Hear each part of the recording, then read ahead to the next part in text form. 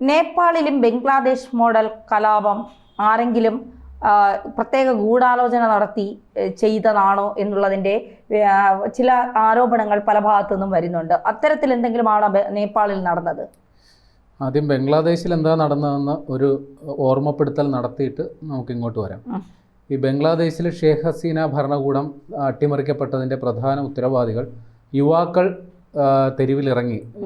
അതായത് വിദ്യാർത്ഥികളും തൊഴിൽ രഹിതരായ യുവാക്കളുമൊക്കെ തെരുവിലിറങ്ങി സർക്കാരിനെതിരെ വലിയ പ്രക്ഷോഭം നയിച്ചു. അതിന് ഈ ജമാഅത്തെ ഇസ്ലാമി പോലെയുള്ള മത സംഘടനകൾ വലിയ പിന്തുണ കൊടുത്തു. അങ്ങനെ ഷേഖ് ഹസീനയ്ക്ക് നിക്കക്കള്ളിയില്ലാണ്ട് ആ രാജ്യത്ത് നിന്ന് പലായനം ചെയ്ത് ഇന്ത്യയിലേക്ക് വരേണ്ടി വന്നു. അവിടെ ഒരു ഭരണ അസ്ഥിരതയുണ്ടായി. താൽക്കാലിക ഒരു സർക്കാർ അവിടെ ചുമതല ഏറ്റെടുത്തു. പട്ടാളം നിയന്ത്രണം ഏറ്റെടുക്കുന്ന സ്ഥിതി വന്നു. ഇതാണ് ബംഗ്ലാദേശിലുണ്ടായ ഒരു സ്ഥിതി. ഇത് ഇപ്പോൾ സമാനമായ സാഹചര്യം നേപ്പാളിലും ഉണ്ടായിരിക്കുന്നു. കൗതുകരമായ സംഗതി ജെൻ സി പ്രക്ഷോഭം എന്നാണ് അത് അറിയപ്പെടുന്നത്. ജെൻ സി എന്ന് വെച്ചാൽ ABCDയിലെ സി അല്ല, ഇസഡിനെ ചില മോഡേൺ ലാംഗ്വേജിൽ സി എന്നാണ്. ABCD XYZ ആൻഡ് ലാസ്റ്റ് ഇസഡിന് പകരം സി എന്നാണ് വിളിക്കുക. അപ്പോൾ ജെൻ സി എന്ന് വെച്ചാൽ ജനറേഷൻ ഇസഡ് എന്നാണ് പറയേണ്ടത്. കുറച്ചുകൂടി മനസ്സിലാകുന്ന ഭാഷയിൽ പറഞ്ഞാൽ നമ്മുടെ പുതിയ തലമുറ യുവാക്കൾ, നമ്മുടെ ഓൺലൈൻ അല്ലെങ്കിൽ വേണ്ട ഇൻ്റർനെറ്റ് യുഗത്തിൽ പിറന്ന യുവതി യുവാക്കൾ, അങ്ങനെ പറയാം. നമ്മുടെ പുതിയ തലമുറ എന്താ പറയുക, വിവര സാങ്കേതിക സംവിധാനങ്ങൾ, mobile, internet, Instagram, TikTok, Facebook, ഇതിലൂടെയൊക്കെ വളർന്നു വരുന്ന തലമുറ 1997, 2012 കാലയളവിൽ ജനിച്ചവരെയാണ് ഈ ജെൻ സി എന്ന് വിശേഷിപ്പിക്കുക എന്നാണ് അവർ തന്നെ അവകാശപ്പെടുന്നത്. അപ്പോൾ അത്തരത്തിലുള്ള ആൾക്കാർ എന്തിന് തെരുവിലിറങ്ങി സർക്കാരിനെ മുട്ടുകുത്തിക്കുന്നു? അതിൻ്റെ കാരണം ഈ നേപ്പാളിൽ സർക്കാർ ഒരു മണ്ടത്തരം ചെയ്തു. 26 സോഷ്യൽ മീഡിയ പ്ലാറ്റ്ഫോമുകളെ അങ്ങ് നിരോധിച്ചു. അപ്പോൾ അതിനെ സർക്കാർ പല കാരണങ്ങളുണ്ടായിരുന്നു. അത് ദേശീയ സുരക്ഷയ്ക്ക് ബാധിക്കുന്ന പ്രശ്നങ്ങളുണ്ട്, സ്വകാര്യതയെ ബാധിക്കുന്ന പ്രശ്നങ്ങളുണ്ട്. ഈ കാരണങ്ങളൊക്കെ മുൻനിർത്തിയാണ് ഈ സോഷ്യൽ മീഡിയ പ്ലാറ്റ്ഫോമുകൾക്ക് നിരോധനം ഏർപ്പെടുത്തിയത്. അപ്പോൾ പിന്നീട് ഈ പുതിയ തലമുറ, ഈ യുവതി യുവാക്കൾ, അവരിപ്പോൾ എല്ലാവരും ഈ മൊബൈലും കൊണ്ട് നടക്കുന്നവരാണല്ലോ, അവർ ഇതിനെതിരെ വലിയ രീതിയിൽ പ്രക്ഷോഭം ആരംഭിച്ചു. ചെറിയ രീതിയിൽ തുടങ്ങിയത് പിന്നെ നിയന്ത്രണരഹിതമായി വലിയൊരു പ്രക്ഷോഭമായിട്ട് മാറി. അപ്പോൾ നമുക്ക് പെട്ടെന്ന് ചിന്തിക്കുമ്പോൾ അത് അങ്ങനെ വരാൻ സാധ്യതയുണ്ടോ? ഒരു സോഷ്യൽ മീഡിയ ഒക്കെ നിരോധിച്ചതിൻ്റെ പേരിൽ ഇത്ര വലിയ സംഭവം ഉണ്ടായിട്ടുണ്ടാവുമെന്ന് സാധ്യതയുണ്ട്. നമ്മുടെ കേരളം തന്നെ അതൊരു അനുഭവമുണ്ട്. നമ്മുടെ നാട്ടിൽ നമ്മുടെ ബുൾജെറ്റ്സ് എന്നും പറഞ്ഞിട്ട് ഒരു യൂട്യൂബർമാർക്കെതിരെ നിരോധിച്ചപ്പോൾ ഇവിടെ സോഷ്യൽ മീഡിയയിൽ ഇവിടെ സർക്കാരിനെ കേരളം കത്തിച്ച് കളയും, കേരളം ചാകാൻ പോണു, കത്താൻ പോണു എന്നൊക്കെ പറഞ്ഞ് പ്രചരണം നടത്തിയ വിദ്വാൻമാർ നമ്മുടെ നാട്ടിലും ഉണ്ട്. ഇതൊക്കെ തന്നെ. അതേപോലെ നമ്മുടെ കേരളത്തിൽ മുമ്പ് ഫേസ്ബുക്ക് ക്യാമ്പയിൻ വഴി ഹർത്താലൊക്കെ നടത്തിയിട്ടുണ്ട്. അപ്പോൾ ഇത്തരത്തിൽ ഈ ഓൺലൈൻ വഴി ഇത്തരത്തിൽ പ്രക്ഷോഭങ്ങൾക്കുള്ള സാധ്യതയുണ്ടെന്ന് വെച്ചാൽ ഇതിൽ പറഞ്ഞ തെളിവ് വേറെ വേണ്ട. അപ്പോൾ ഇവർ നേപ്പാളിൽ ഇത്തരത്തിൽ ഏതാണ്ട് 2 ദിവസമായി വലിയ രീതിയിലുള്ള പ്രക്ഷോഭം തുടങ്ങി. പ്രക്ഷോഭം പിന്നീട് കലാപമായി മാറി. സൈന്യമിറങ്ങി വെടിവെപ്പുണ്ടായി, ബഹളമായി. ഇതുവരെ 20 പേർ കൊല്ലപ്പെട്ടു എന്നുള്ളതാണ് വിവരം. 300 പരം പേർക്ക് പരിക്കേറ്റു. അപ്പോൾ രാജ്യത്തെ ക്രമസമാധാന നില താളം തെറ്റി. ആഭ്യന്തരമന്ത്രി, അദ്ദേഹത്തിൻ്റെ പേര് രമേശ് ലേഖാങ്ക് എന്നാണ്, അദ്ദേഹം രാജിവെച്ചു. അതായത് കേന്ദ്ര മന്ത്രിസഭയിലെ മന്ത്രിമാർക്ക് അവരുടെ ഔദ്യോഗിക വസതികൾ വിട്ട് പുറത്തിറങ്ങാൻ പറ്റാത്ത അവസ്ഥയായി.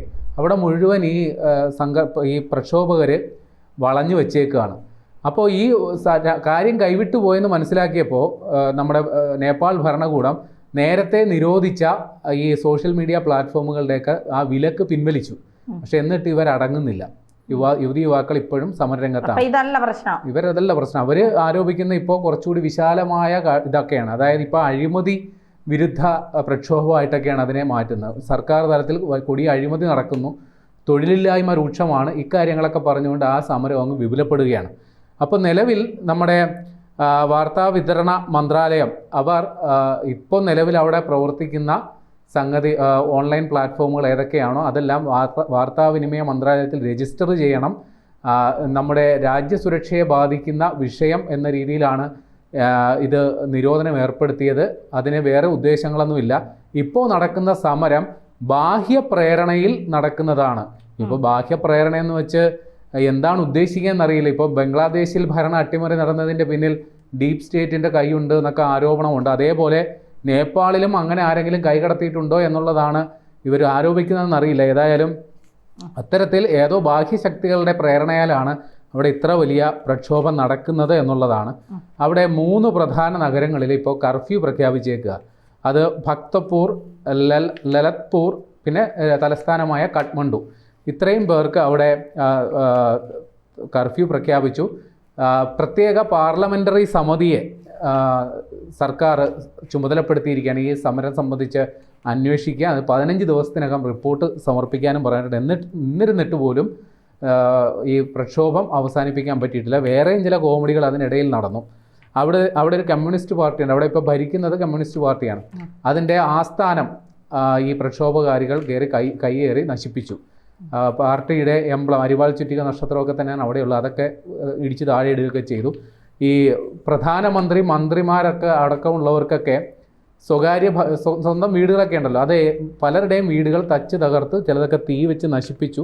പിന്നെ ത്രിഭുവൻ ഇൻ്റർനാഷണൽ എയർപോർട്ട് അതിപ്പോൾ അടച്ചിട്ടേക്കാണ്. കാര്യം അവിടെ ക്രമസമാധാന പ്രശ്നമുള്ളതിൻ്റെ പേരിൽ ഏതാണ്ട് 300ഓളം സൈനികർ കാവൽ നിൽക്കുന്ന അവസ്ഥയിൽ ഇപ്പോൾ വന്നിട്ടുണ്ട്. അപ്പോൾ ഈ സ്ഥിതി രൂക്ഷമായി വരുന്നപ്പോൾ ഈ നിലവിലെ സർക്കാരിലെ സഖ്യകക്ഷിയായ നേപ്പാളി കോൺഗ്രസ് അവരുടെ പ്രതിനിധികളെ രാജിവെച്ചേക്കാന്ന് അവർ പ്രഖ്യാപിച്ചു. പിന്നെ പാർലമെൻറ്റിലുള്ള രാഷ്ട്രീയ സ്വതന്ത്രതാ പാർട്ടി എന്ന് പറയുന്നവരുടെ 21 എംപിമാരുണ്ട്. അവരും രാജിവെക്കും എന്നുള്ള തീരുമാനമാണ്. ഇതിനിടയിൽ നമ്മുടെ കേന്ദ്ര മന്ത്രിസഭയിലെ മന്ത്രിമാരെ നേരത്തെ ഞാൻ പറഞ്ഞല്ലോ, അവരുടെ ഔദ്യോഗിക വസതികളിൽ നിന്ന് പുറത്തിറങ്ങാൻ പറ്റാത്ത അവസ്ഥയിലാണ് എന്നുള്ളത്. അപ്പോൾ അവരെ സുരക്ഷിത സ്ഥാനങ്ങളിലേക്ക് മാറ്റാനായിട്ട് സൈന്യം ഹെലികോപ്റ്റർ വഴി എയർലിഫ്റ്റ് ചെയ്തുകൊണ്ടിരിക്കുക. അപ്പോൾ ഇവർ അങ്ങനെ രക്ഷപ്പെട്ടു പോകണ്ടെന്ന് കരുതി പ്രക്ഷോഭകർ ഈ ഹെലികോപ്റ്ററുകൾക്ക് നേരെ പടക്കമെറിയൽ, ഡ്രോൺ പറത്തിവിടൽ, ലേസർ അടിക്കൽ, ഇതുള്ള കലാപരിപാടികളൊക്കെ നടന്നുകൊണ്ടിരിക്കുക. അപ്പോൾ ഇപ്പോൾ അവിടുത്തെ പ്രധാനമന്ത്രി KP ശർമ്മ ഒലി എന്നാണ് അദ്ദേഹത്തിൻ്റെ പേര്. അയാൾ ഇപ്പോൾ ആർമി ജനറൽ അശോക് രാജ് സിഗ്ദൽ അയാളുമായിട്ട് കൂടിക്കാഴ്ച നടത്തി. എന്നിട്ട് പ്രധാനമന്ത്രി അഭ്യർത്ഥിച്ചു, ഞാൻ രാജ്യം വിട്ടു പോകാൻ തയ്യാറാണ്, എന്നെ സുരക്ഷിതമായി എൻ്റെ ഔദ്യോഗിക വസതിയിൽ നിന്ന് പുറത്തെത്തിച്ച് തരണം എന്നാണ് പറയുന്നത്. അതായത് ഷേഖ് ഹസീന ബംഗ്ലാദേശിൽ നിന്ന് പലായനം ചെയ്തതുപോലെ അവിടുത്തെ ഇപ്പോഴത്തെ പ്രധാനമന്ത്രി KP ശർമ്മ ഒലിയും രാജ്യം വിടാൻ സന്നദ്ധനാണ്. അപ്പോൾ സുരക്ഷിതമായി അവിടെ നിന്ന് പോകണം, അതിന് സൈന്യം സഹായിക്കണം എന്നുള്ളതാണ് അദ്ദേഹത്തിൻ്റെ അഭ്യർത്ഥന. അതറിയില്ല.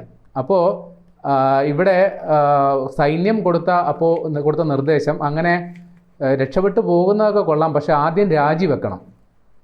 അങ്ങനെ രാജിവെച്ച് അധികാര കൈമാറ്റം ഉണ്ടായാൽ മാത്രമേ സൈന്യത്തിന് ഈ വിഷയത്തിൽ എന്തെങ്കിലും ഇടപെടാൻ പറ്റൂ എന്നുള്ളതാണ്. ഇപ്പം നമ്മൾ നോക്കും, ഒരു രാജ്യത്തിൻ്റെ ഭരണം തന്നെ അട്ടിമറിച്ച ഈ പ്രക്ഷോഭത്തിന് ഒരു സംഘാടകൻ ഉണ്ടാവുമല്ലോ. അയാളുടെ പേര് സുധൻ ഗുർനാഗ് എന്ന് പറയുന്ന ഒരു 36 വയസ്സുകാരനൊരു ചെറുപ്പക്കാരനാണ്. ഇദ്ദേഹം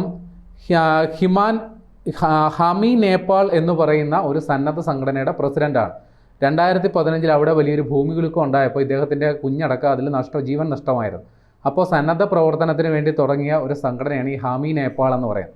അപ്പോൾ ഈ സംഘടന ഇപ്പോൾ ഓൺലൈൻ പ്ലാറ്റ്ഫോമുകൾ വഴി ഈ പ്രക്ഷോഭങ്ങൾ ആസൂത്രണം ചെയ്ത് വലിയ രീതിയിലുള്ളൊരു ഭരണ അസ്ഥിരതയിലേക്ക് ആ രാജ്യത്തെ എത്തിച്ചിട്ടുണ്ട്. നേപ്പാളിനെ സംബന്ധിച്ച് നമുക്കറിയാം, അത്ര വലിയ സൈനിക ശേഷിയോ സാമ്പത്തിക ശേഷിയോ ഇല്ലാത്ത ഒരു രാഷ്ട്രമാണ്. അവിടെ ഇത്തരത്തിൽ വലിയ ഗുരുതര ഭരണ പ്രതിസന്ധിയിലേക്കും ആ രാജ്യം എത്തി. അതിന് ഈ സോഷ്യൽ മീഡിയ യൂത്തന്മാർ ഇറങ്ങി കളിച്ചതുകൊണ്ടാണ് എന്നുള്ള കൗതുകവും അതിൻ്റെ പിന്നിലുണ്ട്.